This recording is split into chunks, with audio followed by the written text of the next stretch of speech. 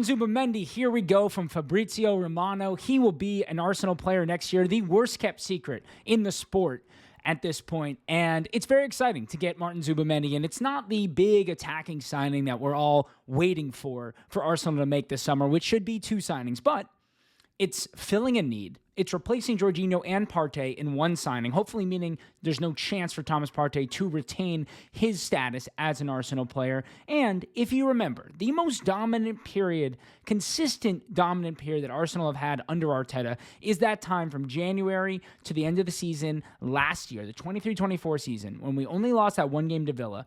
And much of that time was the beauty of the double pivot of Jorginho and Declan Rice. And Martin Zubamey at this point is a more aggressive, a more athletic, a better duel-winning Jorginho in a lot of ways.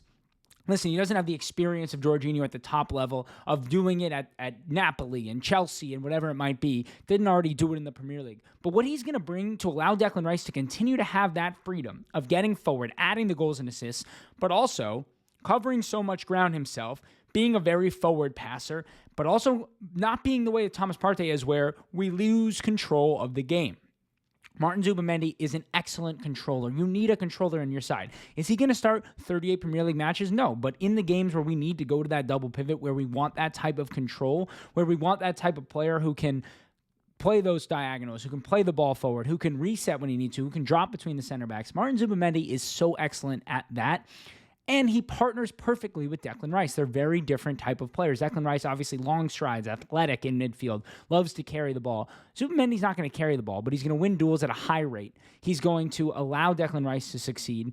And it makes room for a true number 10 to come in next year, who will either be Ethan Nwaneri, who could be Max Dman, who you see at the bottom of this list, or some other attacking midfield signing we make. I really wish we had not let Emile Smith-Rowe go, because a midfield of Zubamey, Rice, and Emile Smith-Rowe could have been perfect, allowing that third midfielder to receive on the half turn and get forward.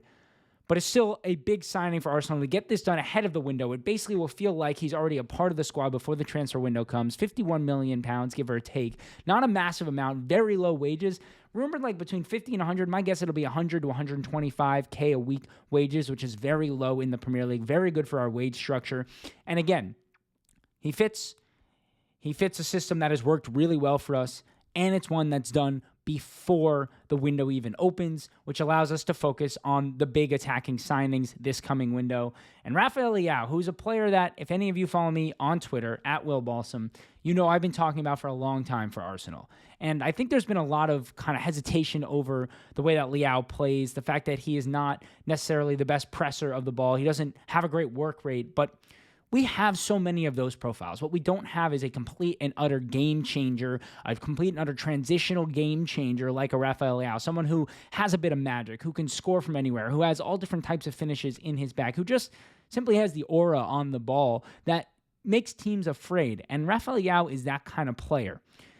I would be all for signing Rafael Leao for around £60 million is the rumored price. There's no doubt about it.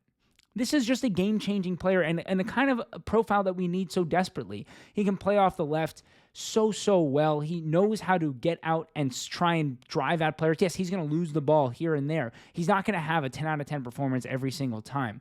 But he's not going to give you a consistent 6 out of 10, which is what we don't need more of. Martinelli, Trossard, they're giving us consistent 6 out of 10s. We need those 10 out of 10s, those 15 out of 10s every once in a while. That unbelievable goal from nothing.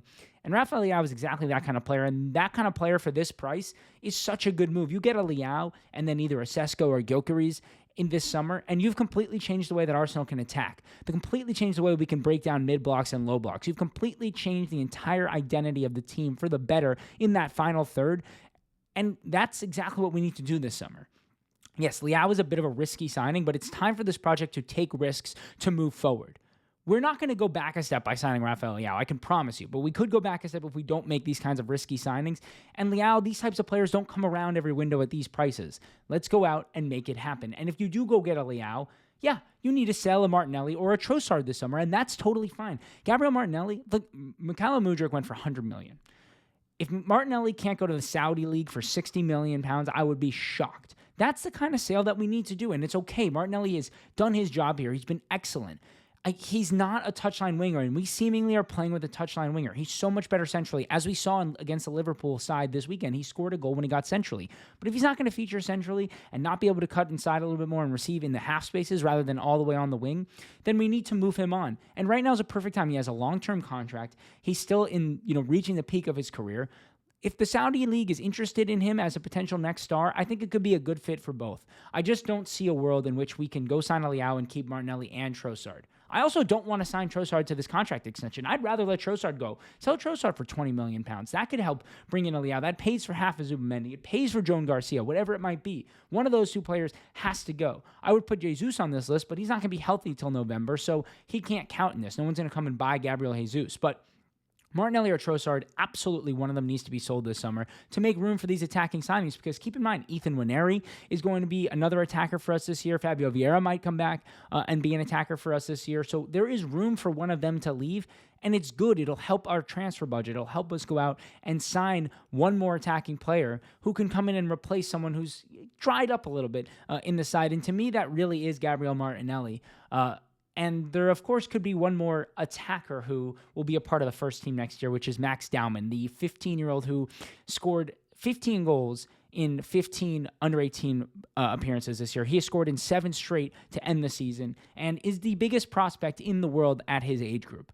He has been training with the first team all year. He would have been playing for the first team this year if he was eligible.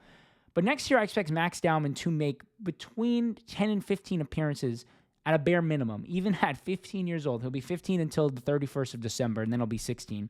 10 to 15 appearances, bare minimum, for Arsenal's first team next year. And I have it on pretty good authority that he will be heavily involved with the first team, not just training, but in match day squads and playing matches. Expect to see his debut by October next year, and he's going to replace Odegaard long term.